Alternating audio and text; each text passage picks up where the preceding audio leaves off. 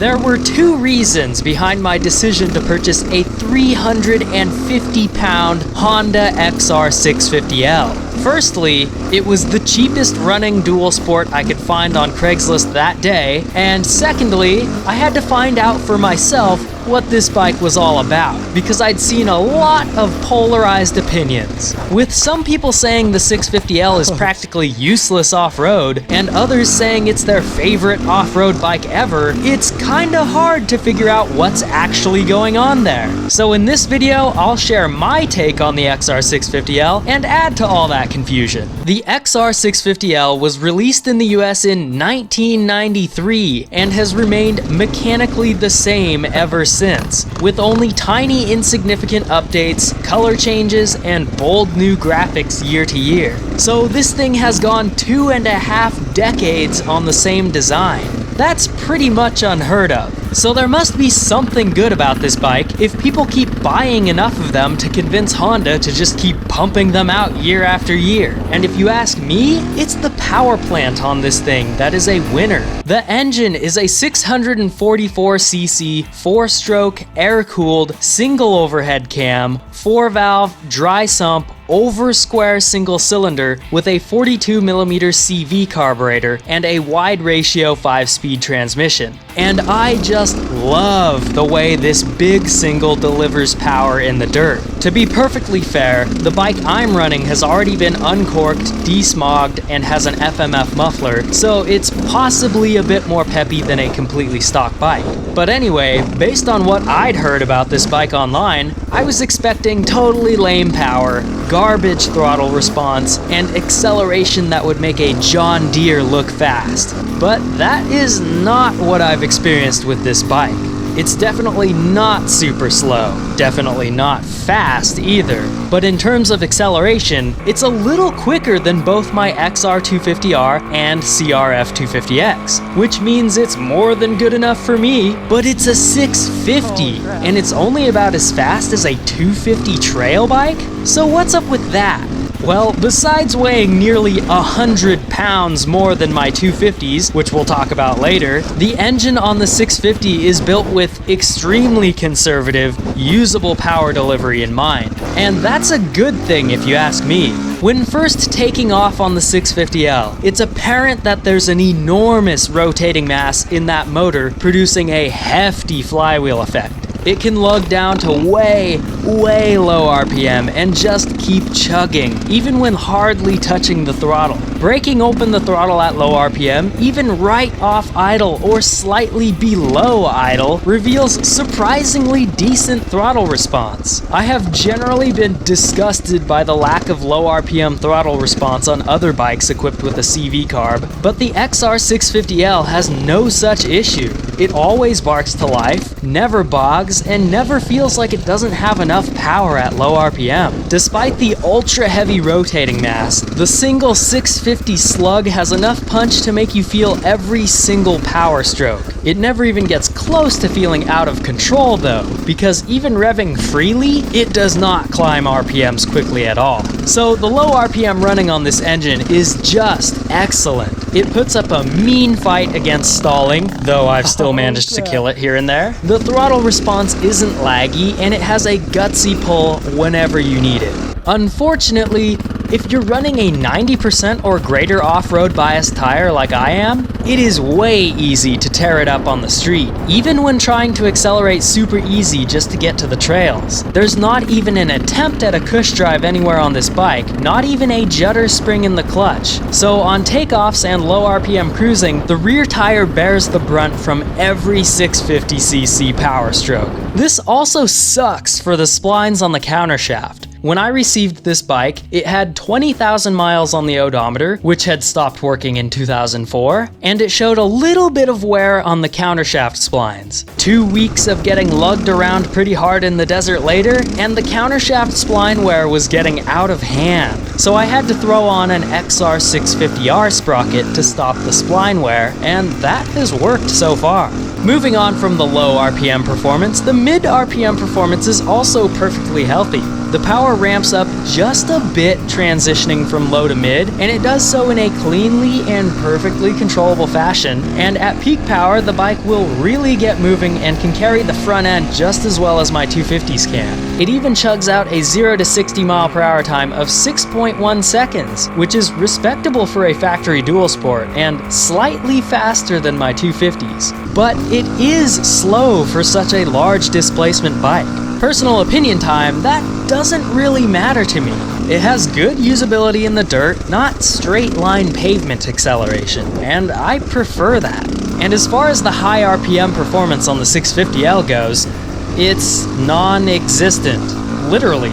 The bike only revs to just over 7,000 RPM, at which point it has already fallen so flat on its face that it literally feels like VTEC unkicked in, yo. So as long as I'm not screaming it too high, it does always pull nicely. So overall, the power on the XR650L in my case is enough to satisfy my needs and nothing more, and I mean that in a good way. It accelerates as well as my 250s in the dirt, has the throttle response to conquer off-road terrain, and it has enough guts to hang with cars on the freeway. The transmission is also not too shabby. As far as the clutch goes, it has a standard clutch pack without a judder spring, but it still manages to have a decently progressive engagement, which seems to come from the 650L having a relatively high lever ratio on the clutch lifter. Clutch durability on this bike is certainly better than your average off-road machine, as the bike I'm riding has the original clutch in it and it still has plenty of grab. Enough grab to pop up the front end whenever I need to. Considering the bike is so heavy, that's saying a lot.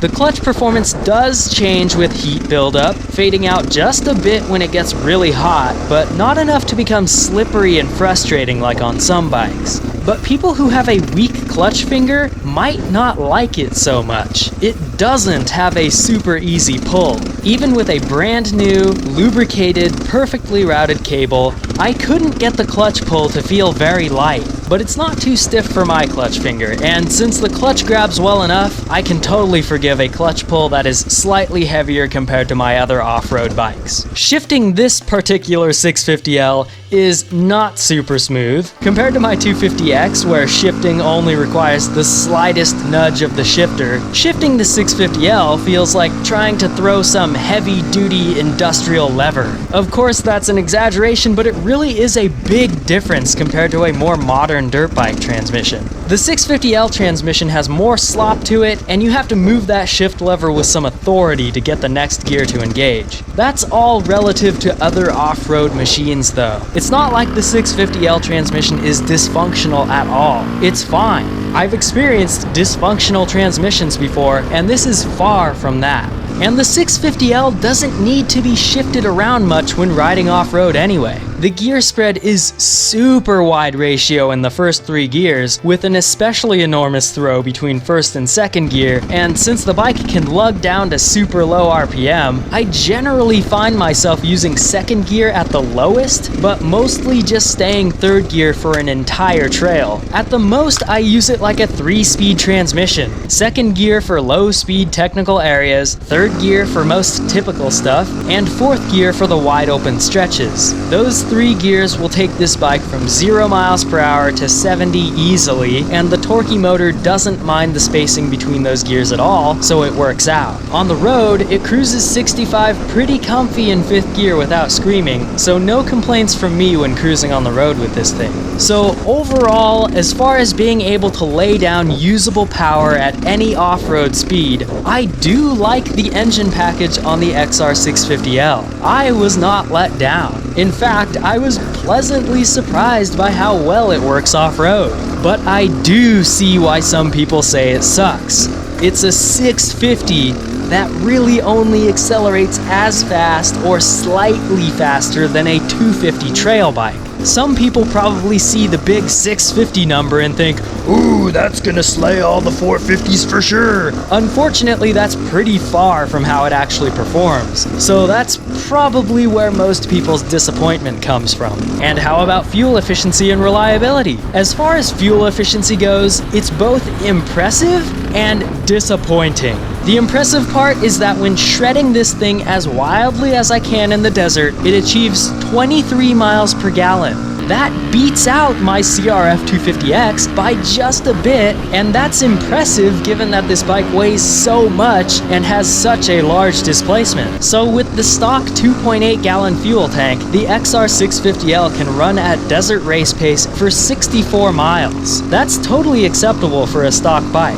But I'm guessing most people won't be desert racing on an XR650L, so just riding normally through the desert trails results in 30 miles per gallon and a range of 84 miles. Still pretty good, but the on-road efficiency of the XR650L is just not very good. The highway MPG I recorded was 44 miles per gallon, not even close to the 52 mile per gallon estimation given by Honda. And 44 miles per gallon? It's just a little disappointing when a bike is less efficient than my car. But my XR650L is 2.5 decades old with original wheel bearings and off-road biased tires, so it's probably just mine that sucks. Anyway, at 44 miles per gallon, the highway range with the stock tank is 123 miles, which is just okay. City riding results in 32 miles per gallon, which gives just under 90 miles of range, and that just isn't fantastic. To get a feel for reliability, let's take a look at this 1993 bike. It had 20,000 miles according to the odometer, but that broke back in 2004, and the motor is still in fine condition. It's all original. There's no cam chain noise. I tried to measure the oil consumption, but it simply didn't consume much oil. There aren't any leaks,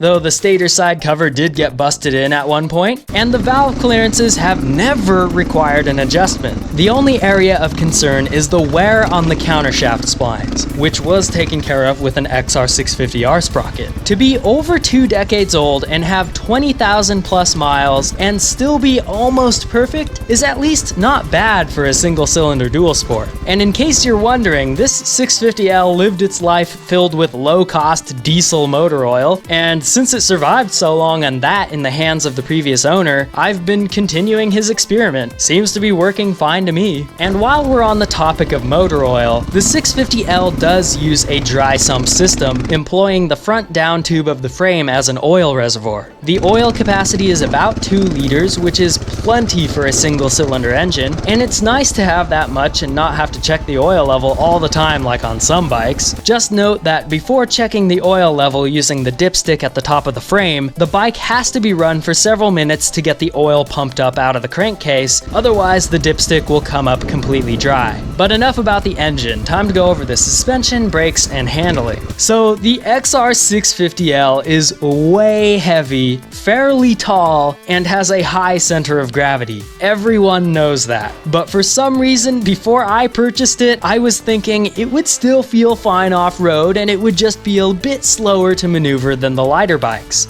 Well, my first off-road ride on the 650L was eye-opening. It was not a pleasant ride. It was a struggle. Far more of a struggle than I had anticipated. I've seen people saying that the weight of these bikes makes them more stable than a lighter bike in the desert. That is just not true. Riding off-road is a series of controlled slides and careful recoveries when reacquiring traction, and this bike made it so difficult to not high side when doing that because of all the mass that gets slung around when making those transitions. Add in forks that are undersized and overly flexible for a 350-pound bike, and you have wallowy, wishy-washy handling with no feel at the front end.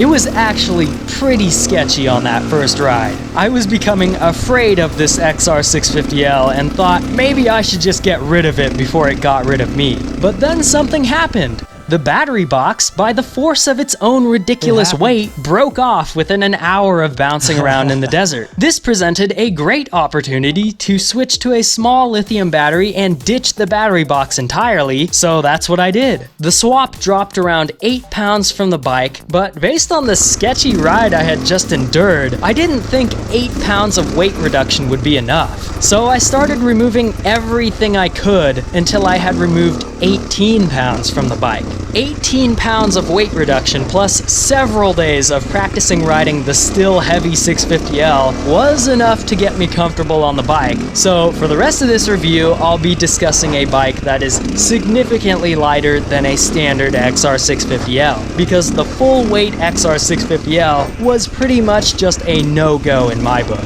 Starting with the front forks, the XR650L is equipped with 43mm conventional cartridge forks with externally adjustable low-speed compression damping, air adjustability, and about 11.5 inches of travel. The first thing you'll notice about these forks is just how far the lower section of the fork sticks out past the axle. They stick out so far, it leaves the forks with very little ground clearance. Not a really good thing out here in the rocky desert. The only catastrophic fork failure I've had out here was from a fork taking a rock to the lower part of the fork. So when I look at these forks that stick way out, it looks like they're just asking to get busted open. The next thing you'll notice are the Schrader valves at the top of the forks. Normally, forks have air valves just so you can equalize the pressure with the atmosphere where you're riding, but according to the manual, these forks are actually designed to be pumped up to add a preload to the air spring effect, which is a little different but kind of cool.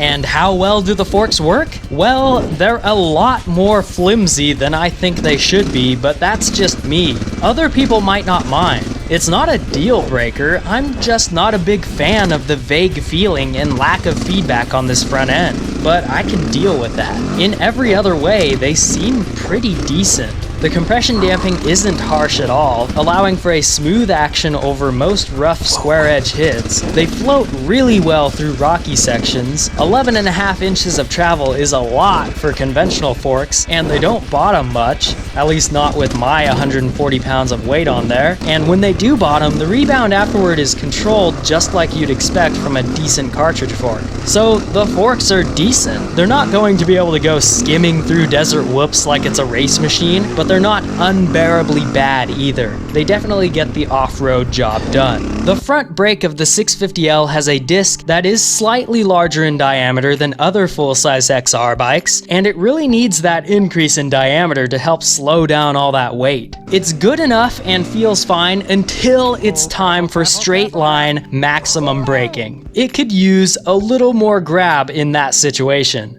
If you ask me, Honda might as well have gone with an even larger front rotor, since those huge fork lowers act as a brake guard anyway. The rear end features a fairly typical piggyback reservoir shock with externally adjustable low-speed compression damping, externally adjustable rebound damping, and threaded spring preload collars. The only thing I'd like to point out is that the valving used on this shock has a lot more high-speed damping than the rear shock of my XR250R. You'd think that they would make the dual sport bike have the softer setup, but it's the other way around. This isn't a bad thing.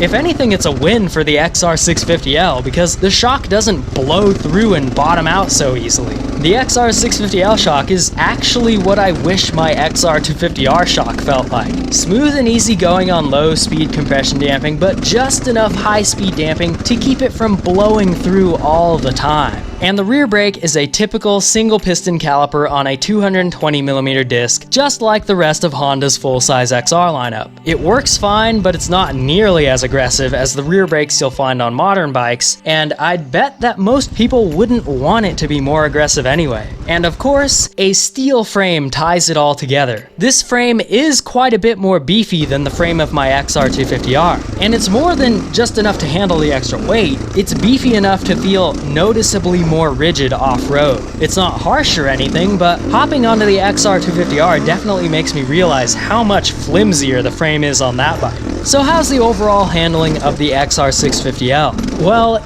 even with a lot of weight reduction, the heavy weight and high center of gravity is a detriment to the bike's handling performance. It's not that it can't corner well, it's just that it takes a lot more effort to make it corner safely, and it's just so tiring compared to lighter bikes. Besides that, the flimsy front end is the only other glaring deficiency that I don't like about the handling. But while I don't share this exact opinion, I can totally see why some people don't even consider this bike as off-road capable. It is tall, it is stupid heavy, and I don't ever want to ride one that hasn't been lightened up again. As far as electronics and lighting, the XR650L uses a DC CDI ignition system, which requires that the batteries stay connected to keep the ignition system running. This, plus the lack of a Kickstarter, means you have to make sure the battery doesn't get run dead. Otherwise, you just have a totally dead bike.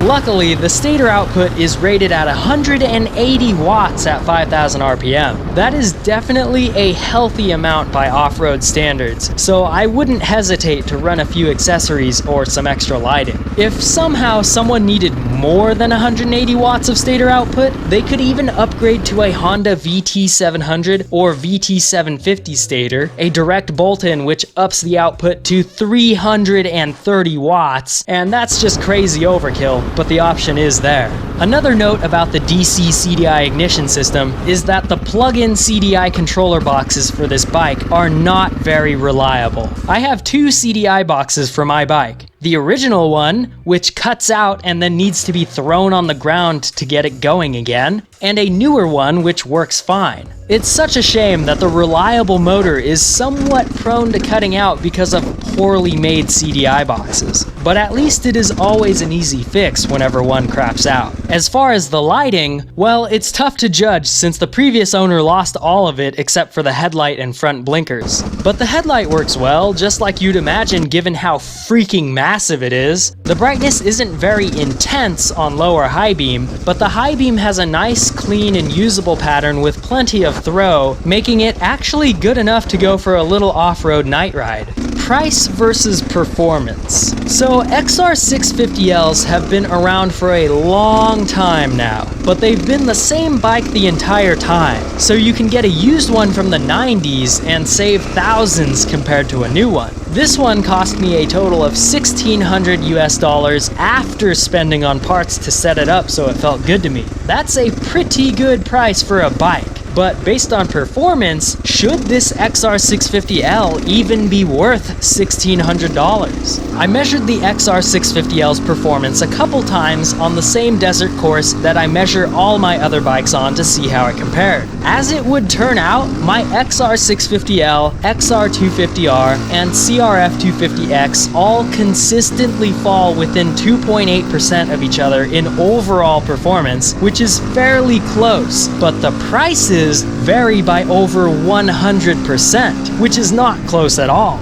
The XR650L fell right between the XR250R and CRF250X in terms of price versus performance, with the CRF250X losing due to a much higher price and the XR250R winning due to a much lower price. But it definitely should be noted that the XR650L was only able to post such a decent score because of outlier performance in the wide open section. It's still fair though. It made up a lot of time fair and square by just hauling stupid speeds in the open. So was this one worth the $1,600 I have into it? So far it looks like it. I only have 5 bikes plotted on the chart for my desert course right now, but as it stands, the XR650L is below the trend line, meaning the price is justified by the performance. Honestly, this was really surprising to me. I never would have expected it to do so well, even if it only did well because it can reach very high speeds in the open.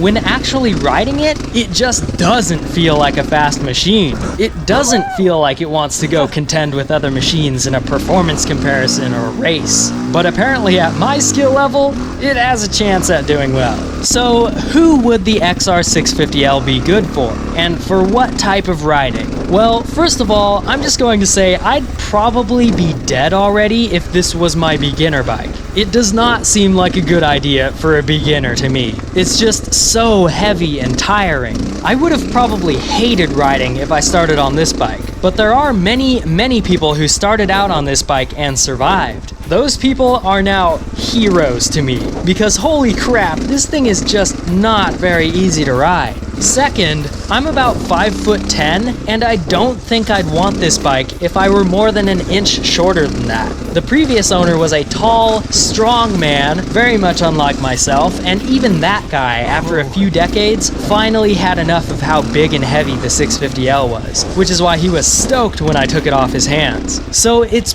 probably not good for an absolute beginner, and probably not good for smaller people. As far as the type of riding it works for, well, it definitely works well enough out here in the desert, but when things get tight and technical, it kinda starts to suck. It will definitely do it all, but you've got to have some strength and endurance to maneuver the big thing for more than a few minutes at a time. At the end of the day, I've been happy enough with the 650L. Despite being ridiculously heavy and having a flimsy front end, I still have a ton of fun when I'm riding it. It actually makes an excellent bike for just going out and goofing around on the trails. I mean, check it out. It's an old school air-cooled XR that has an electric start, is factory street legal, and is still being produced today. That's just pretty dang cool, and I'm glad we have this bike as an option.